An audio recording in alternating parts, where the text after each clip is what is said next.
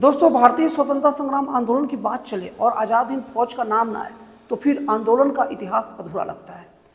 दोस्तों, आज़ाद हिंद फौज की शुरुआत की बात करें तो आज़ाद हिंद फौज बनाने का सबसे पहला विचार कैप्टन मोहन सिंह के मन में 1942 में आया था, लेकिन इसे व्यापक जन समर्थन नहीं मिल पाया। इसके बाद 1943 में सुभाष चंद्र बोस के हाथों में नेतृत्व आया और इसके बाद इस आंदोलन को बहुत ज़्यादा व्यापक जन समर्थन मिला। दोस्तों, अभी थोड़ा तो घड़घड़ाहट आ रही है, आप लोग थोड़ा उसके लिए मुझे माफ़ करिएगा, क्योंकि परिस्थितियाँ ऐसी है कि मैं उन्हें चुप करा नहीं सकता और वीडियो बनाना छोड़ नहीं सकता, तो थोड़ा उसको नेगलेक्ट करके इस पर ध्यान दीजिएगा। तो फिर क्या बोल रहा था कि 1943 में जब सुभाष चंद्र बोस के जब हाथ में नेतृत्व आया तब ये आंदोलन को व्यापक जन समर्थन मिला और ये आंदोलन अंग्रेजों के ऊपर बहुत ही गहरा प्रभाव छोड़ा और उसके बाद कुछ ही दिन बाद उन्हें देश भी छोड़ना पड़ गया। तो इसके प्रभाव की बात करें तो सबसे पहला प्रभाव है कि लोगों के मन में सम्मान जगा। सुभाष चंद्र बोस ने इस आंदोलन के शुरू में ही ये भाषण अपना दिया, एक नारा दिया कि तुम मुझे खून दो, मैं तुम्हें आज़ादी दूंगा। मतलब अब लोगों के दिमाग में आ गया कि आज़ादी ऐसे नहीं मिलेगी, अब हमें अपना खून देना पड़ेगा, मतलब अपने बलिदान देना पड़ेगा और अब कुछ भी हो जान दे देंगे लेकिन आज़ादी लेकर रहेंगे, क्योंकि जान से ज़्यादा कीमती हमारी आज़ादी है, हमारा मान सम्मान है। तो इससे लोगों में आक्रोश बढ़ा और अंग्रेजों की नींव इससे अच्छे तरीके से हिल गई। अगर दूसरी बात करें तो भारतीय सेना भी इस आंदोलन में शामिल हो गई।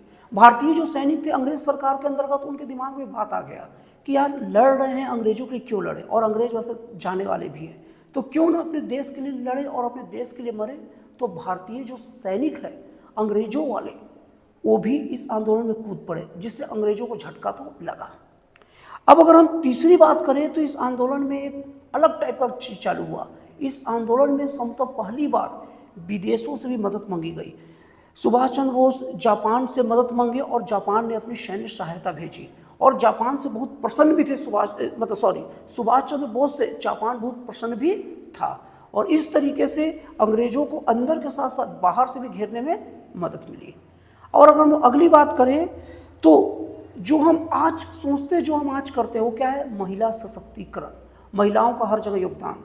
सुभाष चंद्र बोस के आज़ाद हिंद फौज में महिला सैनिक भी शामिल थे। दोस्तों, उस सैनिक का नाम था रानी लक्ष्मीबाई रेजिमेंट। तो वो महिला सैनिक भी आज़ादी के लिए भरपूर लड़ाई लड़ते थे। पहले केवल पुरुष थे क्रांतिकारी लड़ाई झगड़े में और अंग्रेजों के खिलाफ उग्र प्रदर्शन में, अब महिला भी शामिल हो गई, जिससे अब आंदोलनकारियों की संख्या दुगनी हो गई। ये अंग्रेजों के लिए बहुत बड़ा झटका था।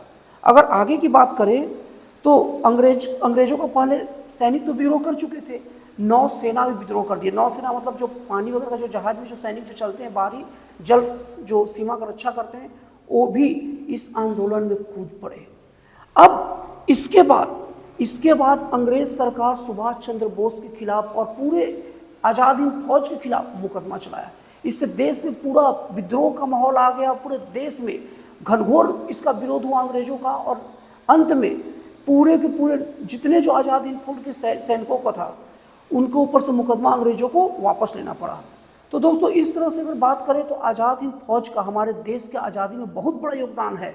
और देखिए, इत्तेफाक बोलिए जो भी बोलिए, आज़ाद हिंद फौज की स्थापना के कुछ सालों बाद, 10 साल भी नहीं लगे, 1942 और 43 में इसका स्थापना हुआ और 1947 ले दे के 5 साल के अंदर देश आज़ाद भी हो गया। तो दोस्तों, अगर वीडियो अच्छा लगा तो प्लीज़ लाइक कीजिए और फिर मिलते हैं अगले वीडियो में एक जन कल्याणकारी और एक राष्ट्रवाद से प्रेरित नए विचारों के साथ।